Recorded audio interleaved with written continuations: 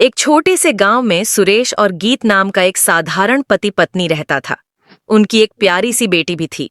गीत बहुत स्वादिष्ट वड़ा पाव बनाती थी, इतना कि कोई भी उनके घर आता तो उसके स्वाद की तारीफ करते नहीं। अरे वाह, इतना स्वादिष्ट वड़ा पाव तो हमने कभी नहीं खाया। गीत, अगर तुम दुकान खोल दो तो पूरा गांव लाइन लगाकर खाएगा, ऐसा स्वाद किसी के पास नहीं है।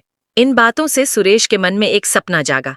वो सोचने लगा, क्यों ना हम घर के सामने वड़ा पाव की दुकान शुरू करें। सुरेश, गीत, क्या हम दुकान शुरू कर सकते हैं? तेरे हाथ का वड़ा पाव तो सभी को पसंद है। कर सकते हैं, लेकिन एक बात माननी होगी, तुम हर किसी से बहुत बातें करते हो, उन्हें अपनी कमजोरी बता देते हो। व्यापार में ये आदत नुकसान करेगी। हाँ, अगर मैं खुद को नहीं बदलूंगा तो दुकान नहीं चलेगी। दोनों ने तय किया, सफर शुरू करेंगे। सुबह का समय, छोटी सी दुकान, ठेला तैयार, ताजा वड़ा पाव की खुशबू। सुरेश उत्साह से, गर्मा गर्म ताजा वड़ा पाव, आइए चखिए। लोग खुशबू से खींचकर आते हैं। ग्राहक, बहुत जबरदस्त, ऐसा स्वाद कहीं नहीं मिलता। गीत ने बहुत प्यार से स्वादिष्ट वड़ा पाव बनाया और सुरेश ने पूरे जोश से बेचा।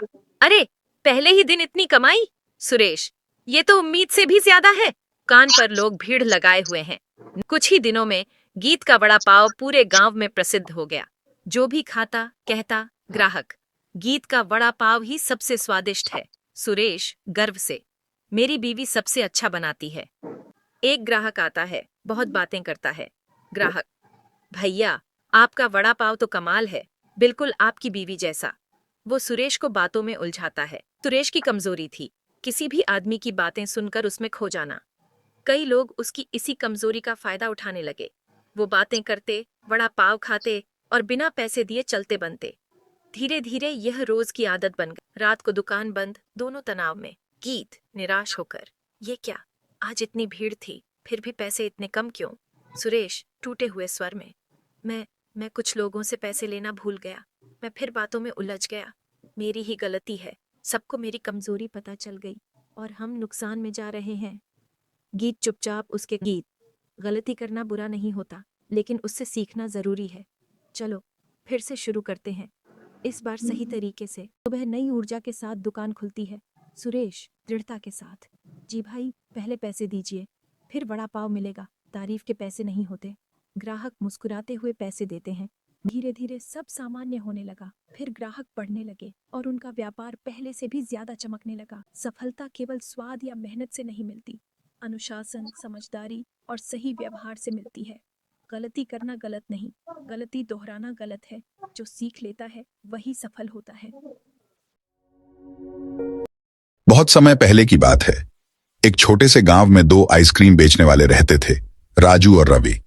दोनों की दुकानें एक दूसरे के बिल्कुल पास थीं। राजू बहुत सादा और नेक दिल इंसान था, हमेशा मुस्कुराता, मेहनत करता और सबकी मदद करता था। वहीं रवि थोड़ा घमंडी था। उसकी आइसक्रीम की ट्रॉली बड़ी, रंग बिरंगी और बहुत सुंदर थी। हर सुबह दोनों स्कूल के रास्ते पर पहुंचते थे, लेकिन सब बच्चे सिर्फ राजू की आइसक्रीम खरीदते थे। हल्का बच्चों की हंसी और आइसक्रीम ट्रॉली की घंटियां। रवि यह देखकर जल जाता था। वो सोचता, मेरी ट्रॉली इतनी सुंदर है, फिर सब राजू की आइसक्रीम क्यों खरीदते हैं? एक दिन एक गरीब बच्चा रवि के पास आया।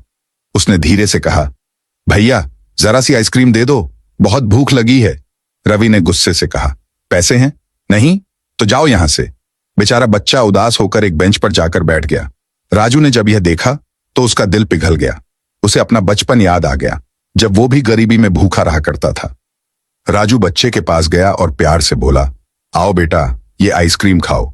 बच्चा मुस्कुराया और बोला, मेरा नाम छोटू है। राजू बोला, छोटू, आज से तुम मेरे साथ रहोगे। मैं तुम्हें पढ़ाऊंगा, खिलाऊंगा और तुम्हारा हर सपना पूरा करूंगा। उस रात छोटू तो चैन से सो गया, पर राजू सारी रात सोचता रहा, अब क्या करूं, क्योंकि आज उसकी सारी आइसक्रीम धूप में पिघल चुकी थी। सुबह वह छोटू को घर पर छोड़कर बाहर निकला। रास्ते में उसे एक संत मिले।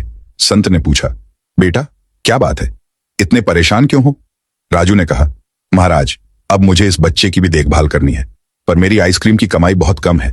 संत मुस्कुराए और बोले, बेटा, सच्चे दिल वाले की कभी हार नहीं होती। ये लो, ये मेरी जादुई आइसक्रीम ट्रॉली है। अब ये ट्रॉली कभी खाली नहीं होगी। राजू ने नम आंखों से संत को धन्यवाद किया। अब जब राजू आइसक्रीम बेचने निकला तो उसे हैरानी हुई। हर बार ट्रॉली से नई आइसक्रीम अपने आप निकल आती। उसका व्यापार बढ़ता गया। वो छोटू के लिए नए कपड़े, किताबें और खाना लाया और छोटू को स्कूल में दाखिला दिलाया। खुशियों भरा म्यूजिक। राजू और छोटू दोनों अब बहुत खुश, लेकिन रवि यह सब देखकर जलने लगा। वो सोचने लगा, राजू की ट्रॉली में जरूर कोई जादू है। एक रात वो चुपके से राजू की ट्रॉली के पास गया। वहां कुछ समझ नहीं आया तो उसने गुस्से में हथौड़े से ट्रॉली तोड़ दी और भाग गया। म्यूजिक। सुबह जब राजू बाहर आया तो अपनी टूटी ट्रॉली देखकर बस चुपचाप खड़ा रह गया। उसकी आंखों से आंसू बहने लगे। कभी किसी की खुशियां देखकर जलना नहीं चाहिए। किसी का नुकसान करके हम कभी बड़े नहीं बन सकते। अगर हम दूसरों के लिए अच्छा सोचेंगे तो जीवन में हमेशा मिठास बनी रहेगी, बिल्कुल मैजिकल आइसक्रीम जैसी। बहुत समय पहले की बात है। एक गांव था जिसका नाम था धर्मपुर। वहीं एक लड़का रहता था, रमेश, अपनी माँ सुशीला और छोटी बहन प्रीति के साथ। रमेश के पिता का देहांत उसके बचपन में ही हो गया था। तब से माँ सुशीला ने ही पूरे घर की जिम्मेदारी संभाली। वो बहुत मेहनत करती थीं ताकि अपने बच्चों का पेट पाल सकें। पैसों की कमी के कारण रमेश को स्कूल छोड़ना पड़ा, पर उसने अपनी बहन प्रीति की पढ़ाई कभी नहीं रुकने दी। माँ सुशीला मजदूरी का काम करती थीं, कभी ईंट उठाना, कभी बालू मिट्टी भरना। धीरे धीरे रमेश भी अपनी माँ के साथ काम पर जाने लगा। वह वहां देखता कैसे ईंटों से दीवार बनाई जाती है, कैसे रेत और सीमेंट को मिलाया जाता है और कैसे पूरा घर आकार लेता है। यह सब देखकर रमेश को बहुत अच्छा लगता था। माँ, मुझे इमारतें बनते देखना बहुत अच्छा लगता है। सच बेटा? तो फिर तू रोज मेरे साथ चल, काम के लिए नहीं, सीखने के लिए, ताकि एक दिन तू बड़ा ठेकेदार बने। हाँ माँ, मैं वादा करता हूँ। उस दिन से रमेश हर काम बहुत ध्यान से सीखने लगा। वो जल्दी जल्दी काम खत्म करता और बाकी मजदूरों की मदद भी करता। सारे मजदूर उसकी तारीफ करते। वाह रमेश, तेरी तो कला कमाल की है। माँ सुशीला को भी अपने बेटे पर बहुत गर्व होता। इस तरह रमेश ने लगातार 4 साल मेहनत से काम किया। एक दिन अचानक उसकी माँ की तबीयत बिगड़ गई। वो अब काम पर नहीं जा सकती थी। अब घर की पूरी जिम्मेदारी रमेश के कंधों पर आ गई। माँ की देखभाल भी, बहन की पढ़ाई भी। लेकिन मजदूरी की कमाई इतनी नहीं थी कि सब चल सके। कब तक मैं मजदूरी करूं माँ? अगर हमें अपनी तकलीफ खत्म करनी है तो मुझे खुद का काम शुरू करना होगा। बहुत अच्छा सोच है बेटा, लेकिन बिना पैसे कोई काम कैसे शुरू करेगा? माँ, याद है मैं सेठ हरिराम के घर काम करता था? उन्होंने कहा था जब जरूरत हो मदद जरूर करूंगा। अब मैं उन्हीं से बात करता हूँ। रमेश सेठ हरिराम के पास गया और अपनी योजना बताई।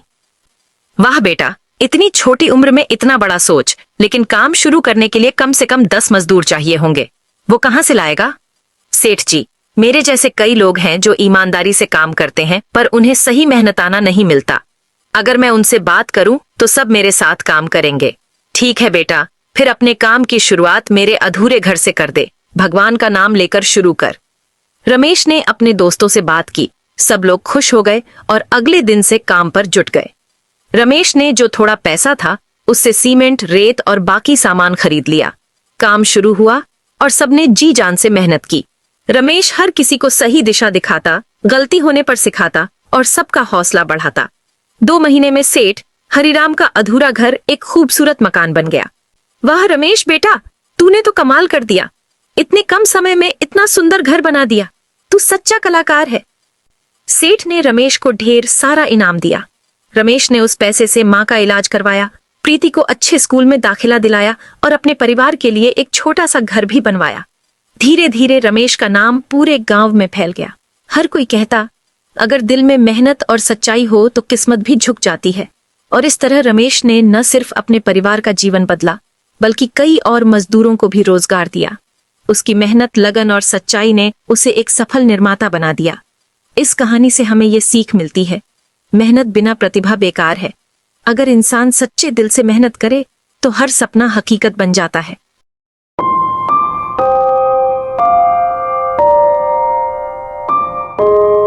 एक शहर में भाविका नाम के बहुत प्यारी लड़की थी। भाविका बहुत समझदार थी, पर वो पैरों से अपाहिज थी। भाविका रोज सपने देखती थी कि वो डांस कर रही है, भाग रही है, पर जब उसकी नींद खुलती तो उसे अपने अपाहिज होने का बहुत दुख होता। भाविका अपने मम्मी पापा की सारी बातें मानती थी, जैसे सब्जियां खाना, होमवर्क करना, पौधों को पानी डालना। इसलिए भाविका उन दोनों की बहुत लाडली थी। मम्मी पापा भाविका को हमेशा खुश रखना चाहते थी, इसलिए उसे कभी बीच ले जाते या कभी पाद में। पर भाविका खुश नहीं थी, क्योंकि भाविका का कोई दोस्त नहीं था। एक दिन की बात है, भाविका अपने क्लासरूम में बैठी थी और उसका ध्यान बाहर खेल रहे बच्चों पर गया। उसने सपना देखा कि वो भी उन बच्चों के साथ बिना बैसाखी के खेल रही है। तभी अचानक टीचर की आवाज आई और उन्होंने बोर्ड पर लिखा, स्पोर्ट्स डे बच्चों, कल स्कूल में स्पोर्ट्स डे है, सभी बच्चों को भाग लेना है। सभी भाग लेंगे, पर भाविका को छोड़कर, क्योंकि वो तो चल ही नहीं सकती। ऐसा नहीं बोलते। बबलू चलो, भाविका को सॉरी बोलो। सॉरी। स्कूल खत्म हुआ और उदास भाविका स्कूल ग्राउंड के पास आई। आसपास कोई नहीं था। उदास भाविका फूट फूट कर रोने लगी।